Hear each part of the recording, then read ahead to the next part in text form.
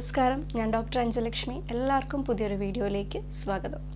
O പിയിൽ സ്ഥിരമായിട്ട് വരുന്നൊരു കേസാണ് ഡിസ്മെനോറിയ, അതായത് ആർത്തവ സമയത്ത് ഉണ്ടാകുന്ന വേദന. ടീനേജേഴ്സിൽ മാത്രമല്ല 30 എബോവ് ആയിട്ടുള്ള ധാരാളം കേസുകളും നമുക്ക് ഒ പിയിൽ വരാറുണ്ട്. ഒരു ചെറിയ പെയിനും ഡിസ്കംഫോർട്ടും ഒക്കെ നമുക്ക് പീരീഡ്സിൻ്റെ ടൈമിൽ ഉണ്ടാകുന്നത് സ്വാഭാവികമാണ്, അല്ലേ? പക്ഷെ ചിലർക്ക് ഈ ഒരു വേദന അവരുടെ ഡേ ടു ഡേ ആക്ടിവിറ്റീസിനെ പോലും ബാധിക്കുന്ന രീതിയിലുള്ള അസഹനീയമായിട്ടുള്ള വേദനയായിരിക്കും.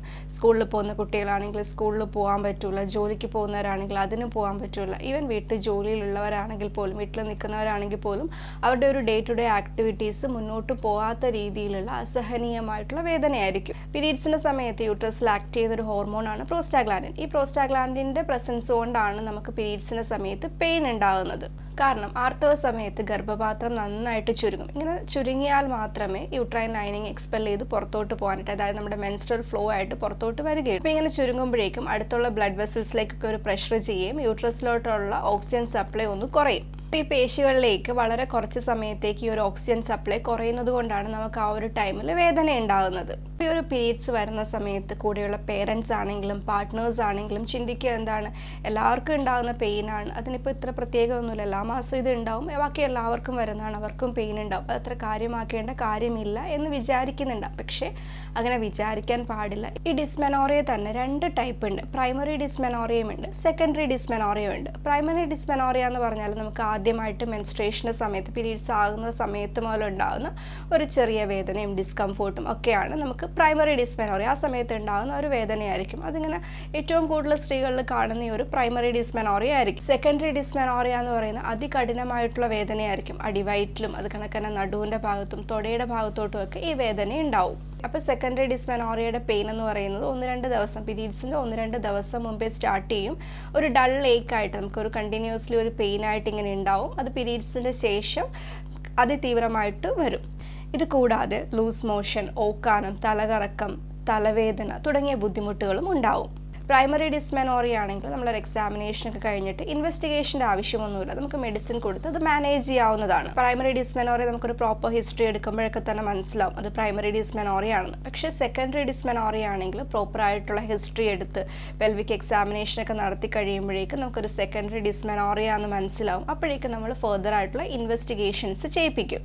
കാരണം സെക്കൻഡറി ഡിസ്മെനോറിയ ആണെങ്കിൽ നമ്മളൊരു ഹിസ്റ്ററിയൊക്കെ എടുത്ത് വരുമ്പോഴേക്കും പ്രോപ്പറായിട്ട് നമുക്കത് സെക്കൻഡറി ഡിസ്മെനോറിയ ആണെന്ന് മനസ്സിലാവും. അപ്പോഴേക്കും നമുക്ക് പെയിൻ്റെ ടൈപ്പ് അനുസരിച്ച്, ഏത് ഭാഗത്താണ് വേദന കൂടുതലെന്നനുസരിച്ച്, ക്ലോട്ടിംഗ് ഉണ്ടോ ബ്ലീഡിങ്ങിൻ്റെ സമയത്ത്, അങ്ങനത്തെ കുറേ കാര്യങ്ങൾ ചോദിച്ചു കഴിഞ്ഞിട്ടാണ് പ്രോപ്പറായിട്ടുള്ളൊരു ഇൻവെസ്റ്റിഗേഷനിലേക്ക് നമ്മൾ വിടുന്നത്. അങ്ങനെയാണ് സെക്കൻഡറി ഡിസ്മെനോറിയ വരാനുള്ള കാരണം ഏതാണെന്ന് നമ്മൾ ഡയഗ്നോസ് ചെയ്യുന്നത്. സെക്കൻഡറി ഡിസ്മെനോറിയ വരാനായിട്ട് പല കാരണങ്ങളുണ്ട്. എൻഡോമെട്രിയോസിസ് ഒരു കാരണമാണ്, പെൽവിക് ഇൻഫ്ലമേറ്ററി ഡിസീസ് ഒരു കാരണമാണ്, യൂട്രസിലും ഫെലോപ്പിയൻ ട്യൂബിലും ഓവറിയിലും ഒക്കെ സെക്ഷലി ട്രാൻസ്മിറ്റഡ് ആയിട്ടുള്ള ഒരു ബാക്ടീരിയ കൊണ്ട് വരുന്ന ഒരു ഇൻഫെക്ഷനാണ് pelvic inflammatory disease. Uterine fibroid secondary ഡിസ്മെനോറിയയ്ക്ക് ഒരു കാരണമാണ്. യൂട്രസിനുള്ളിലെ നോൺ ക്യാൻസറസ് ആയിട്ടുള്ള ഒരു ഗ്രോത്ത് ആണ് യൂട്രൈൻ ഫൈബ്രോയിഡ്. അപ്പോൾ ഇങ്ങനെ ഈ ഒരു ഗ്രോത്ത്, ഒരു വളർച്ച ഉണ്ടാകുമ്പോഴേക്കും യൂട്രസിനുള്ളിലോട്ട് പ്രഷർ വരികയും അതുവഴി അബ്നോർമൽ ആയിട്ടുള്ള മെൻസ്ട്രൽ ബ്ലീഡിങ്ങും പെയിനും ഉണ്ടാവും.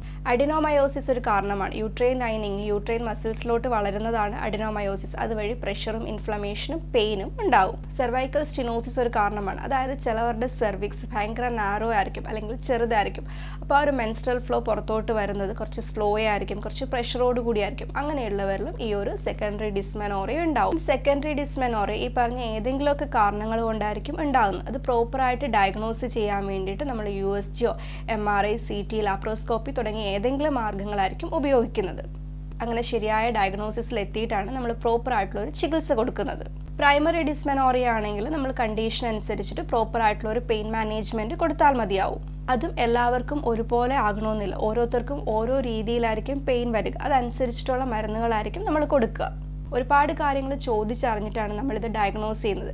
ബ്ലീഡിങ് എങ്ങനെയാണ്, ബ്ലീഡിങ്ങിൻ്റെ സമയത്ത് ക്ലോട്ട് ഉണ്ടാകാറുണ്ടോ, ഏത് ഭാഗത്താണ് ഏറ്റവും കൂടുതൽ പെയിൻ ഉണ്ടാകുന്നത്, നമ്മളിപ്പോൾ ഒരു ഹോട്ട് വാട്ടർ ബാഗൊക്കെ യൂസ് ചെയ്ത് കഴിഞ്ഞാൽ പെയിൻ കുറയുന്നുണ്ടോ, ഫസ്റ്റ് ഡേയിലെ പീരീഡ്സിൻ്റെ പെയിൻ എങ്ങനെയാണ്, വയറിൻ്റെ ഭാഗത്ത് വേറെ എന്തെങ്കിലും ബുദ്ധിമുട്ടുകളുണ്ടോ, ഇങ്ങനത്തെ പല കാര്യങ്ങളും പേഷ്യൻറ്റിനോട് ചോദിച്ച് മനസ്സിലാക്കിയിട്ടാണ് നമ്മളിതിൻ്റെ ചികിത്സ ചെയ്യുന്നത്. അപ്പോൾ ഈ പ്രൈമറി സെക്കൻഡറി ഡിസ്മെനോറിയൊക്കെ പറഞ്ഞപ്പോഴേക്കും ഒരു സംശയം ഉണ്ടാവും, അല്ലേ? ഏതൊരു സാഹചര്യത്തിലായിരിക്കും ഡോക്ടറിനെ കൺസൾട്ട് ചെയ്യേണ്ടതെന്ന്.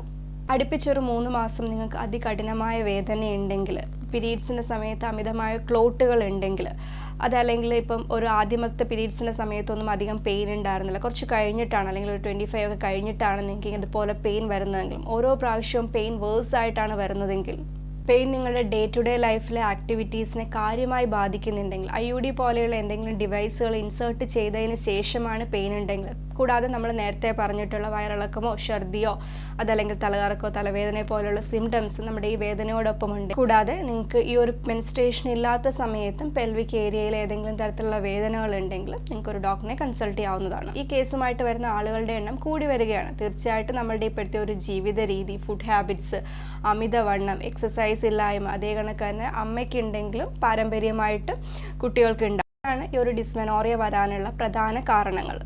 അപ്പോൾ ഇതിന് വേണ്ടത് ഒരു പ്രോപ്പർ കെയർ ആണ്. ഇപ്പോൾ ഒരാൾ ഈ ഒരു വേദന പറഞ്ഞു കഴിഞ്ഞാൽ കൂടെ നിൽക്കുന്നവർക്ക് എത്രമാത്രം ആ വേദനയുടെ ഇൻറ്റൻസിറ്റി മനസ്സിലാക്കും എന്ന് അറിയില്ല.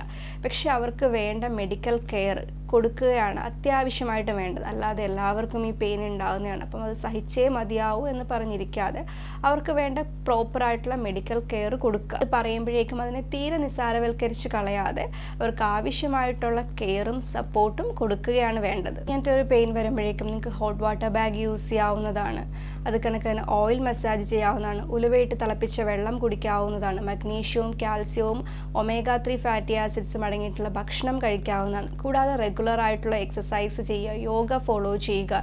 ഇതൊക്കെ ചെയ്താൽ ഒരു പരിധിവരെ നമുക്ക് ഈ ഒരു വേദനയെ കുറയ്ക്കാൻ സാധിക്കും. കൃത്യമായി ഡയഗ്നോസ് ചെയ്ത് പ്രോപ്പറായിട്ടുള്ള ആയുർവേദ ട്രീറ്റ്മെൻറ്റ് എടുത്തു കഴിഞ്ഞാൽ നമുക്ക് ഈ വേദനയെ നല്ല രീതിയിൽ മാനേജ് ചെയ്യാവുന്നതാണ്. ഇന്നത്തെ വീഡിയോ എല്ലാവർക്കും ഉപകാരപ്രദമായെന്ന് വിചാരിക്കുന്നു. മറ്റൊരു ടോപ്പിക്കുമായി അടുത്ത വീഡിയോയിൽ കാണാം. അതുവരെ ബൈ.